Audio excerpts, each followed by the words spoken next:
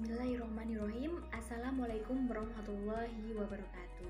Selamat pagi teman-teman dan selamat pagi juga kepada Bapak Muhammad Iqbal Filayani, SSI MSI. Semoga kita selalu dalam keadaan sehat walafiat. Amin ya rabbal alamin. Dan tak lupa saya ucapkan terima kasih kepada dosen kita yang terhormat Bapak Muhammad Iqbal Filayani, SSI MSI, yang telah memberi kami kesempatan untuk menyampaikan materi kali ini yang membahas tentang sejarah perkembangan DNA dan RNA. Sebelum kita mempresentasikan materi hari ini, saya perkenalkan terlebih dahulu anggota kelompok kami, yaitu Cindy Aureselik, Niken Arini Tias, Irfani Budi Santoso, Dening Wulansari, Aprilia Novitasari, saya sendiri, dan Lailatul Syamida. Untuk presentasi, saya persilahkan kepada Saudara Irfani Budi Santoso dan kepada Saudari Lailatul Syamida. Assalamualaikum warahmatullahi wabarakatuh. Saya Irfani Budi Santoso, perwakilan dari kelompok 2 yang akan menjelaskan tentang sejarah perkembangan DNA dan RNA. Saya di sini akan sedikit menjelaskan tentang awal penemuan DNA, RNA dan perkembangannya. Dalam awal penemuannya, DNA itu pertama kali ditemukan oleh Frederick Meisker pada tahun 1869 dari sel spermatozoa dan sel eritrosit. Selanjutnya sel tersebut dinamakan sebagai nuklein. Penemuan yang lain juga dilakukan oleh Weizsäcker pada tahun 1880, yaitu tentang adanya zat pirimidin berupa sitosin dan timin dan dua purin yang berupa adenin dan guanin.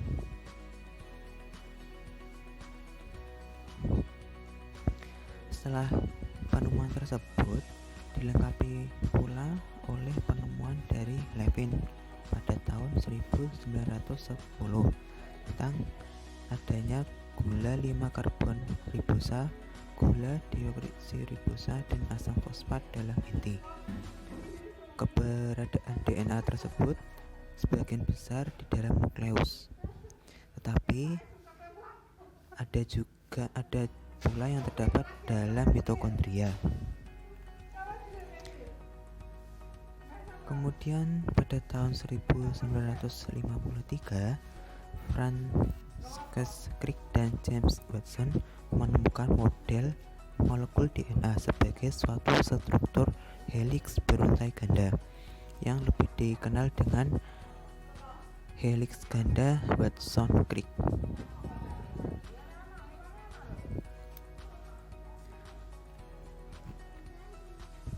Kemudian suatu kemajuan ilmiah yang sangat penting terjadi pada tahun 1869 di mana Frederick Meisker, seorang ahli kimia berkebangsaan Swiss, dapat mengisolisir molekul DNA dari sel spermatozoa dan dari nukleus sel-sel darah merah burung. Ia mengemukakan bahwa nukleus sel tidak terdiri dari karbohidrat, protein, ataupun lemak, melainkan juga terdiri dari zat yang mempunyai kandungan fosfor yang sangat tinggi.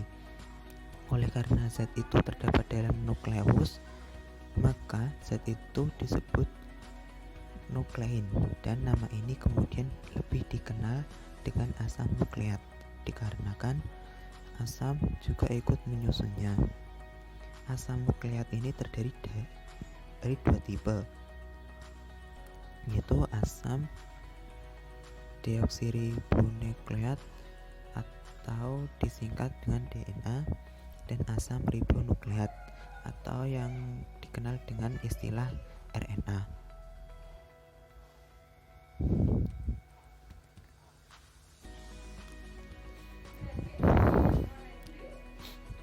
Pengembangan selanjutnya itu dilakukan oleh peneliti Weizsäcker pada tahun 1880,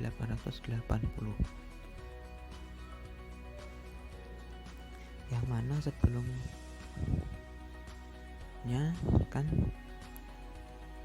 pada tahun 1869 Frederick Mesker ini kan memukakan pendapatnya. Namun perkembangan dari penelitiannya ini tidak langsung mendapat tanggapan yang begitu antusias dari para ilmuwan lainnya, sehingga dilakukan perkembangan selanjutnya oleh Mesker ini, yang mana dalam penelitiannya mengemukakan bahwa adanya zat-zat pirimidin dan purin di dalam asam nukleat.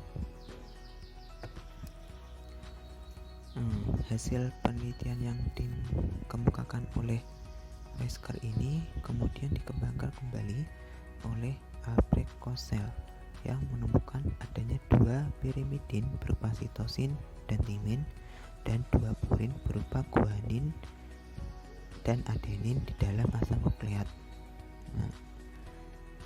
Dengan adanya penemuannya ini, Albrecht Kossel mendapat hadiah Nobel pada tahun 1910. Penelitian yang sama juga dikembangkan oleh Levin, seorang ahli biokimia kelahiran Rusia yang menemukan gula 5-karbonik ribosa dan kemudian menemukan gula deoksiribosa di dalam asam nukleat. Ia juga menyatakan adanya asam fosfat dalam asam nukleat. Penelitian mengenai DNA terus berlanjut. Pengembangan selanjutnya dilakukan oleh Robert Hulken pada tahun 1914 yang mengemukakan tes warna yang dilakukan terhadap DNA, yang kemudian penelitiannya ini dikenal di kalangan biologi dengan istilah reaksi Hulken. Begitulah yang dapat saya sampaikan. Kemudian materi selanjutnya akan disampaikan oleh saudari Lailatul Samidah. Sekian dari saya. Wassalamualaikum warahmatullahi wabarakatuh. Ya, oke, lanjut. Pada tahun 1944, Avery, McLeod, dan McCarthy mengemukakan bahwa DNA mempunyai hubungan langsung dengan keturunan. Meskipun pada rentang waktu yang jauh sebelumnya, Mendel juga telah mengemukakan bahwa hereditas itu dipindahkan melalui sel telur dan sperma. Meskipun belum mengemukakan secara langsung bahwa DNA juga ikut dipindahkan melalui 2 bibit penting itu. Nah, selanjutnya pada tahun 1947, Edwin Chargaff yang mengemukakan bahwa DNA terdiri dari bagian yang sama dari basa purin dan pirimidin serta adenin dan timin, terdapat dalam proporsi yang sama, dan begitu juga halnya dengan sitosin dan guanin.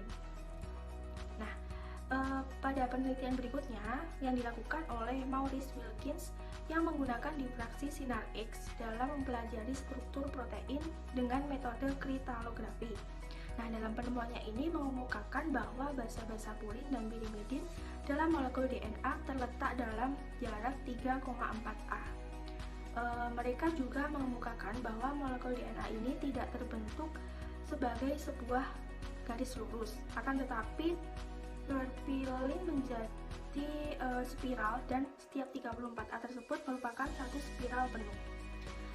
Berangkat dari penelitian tersebut, penemuan yang cukup besar dilanjutkan oleh James Watson yang berasal dari Amerika dan Francis Crick yang berasal dari Inggris. Mereka mengemukakan bahwa struktur double helix dari susunan DNA. Nah, keduanya membuat ini berdasarkan hasil foto dengan metode kristalografi sinar X yang mereka ambil dari laboratorium Maurice Wilkins yang dibantu oleh Rosalind Franklin. Nah, selanjutnya, kebenaran dari teori double helix yang dikemukakan oleh Watson dan Crick ini diperkuat oleh Comberg yang membuat molekul DNA dalam sistem sel bebas sebagai bahan genetik yang lengkap. DNA dipergunakan dalam ilmu kedokteran kehakiman pada tahun 1960-an.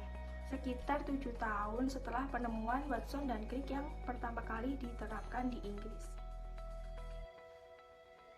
Demikian presentasi dari kami. Apabila ada kurang lebihnya, kami mohon maaf. Wassalamualaikum warahmatullahi wabarakatuh.